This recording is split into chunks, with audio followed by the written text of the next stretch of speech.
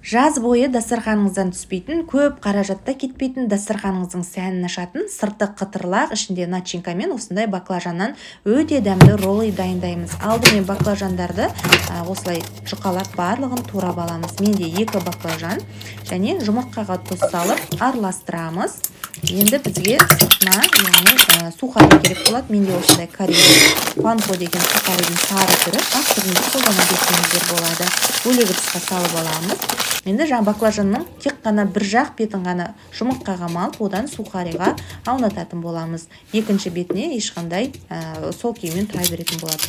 Енді пергамент төселген қағазға жаңа сухари батырылған жағын жоғары қаратып, қызып тұрған пеште 15-20 минуттай, яғни пісіріп аламыз. Қатты тұру керек. Енді бізге арасына начинкаға салатын рисімізді дайындап аламыз, турап, одан қызанақтарымызды ұзыншалап тураймыз, және бізге қаймақ немесе майонез керек болады. Үстіне укропымызды және сарымсақты ұсақтап турап қосып араластырамыз. Енді жаңа баклажанның келесі бетіне жарты ас қасықтан осылай жағып, начинкамыз арасына орап, дастарханға ұсына берсек болады. Сухари жағы, яғни сыртына қарап тұрады.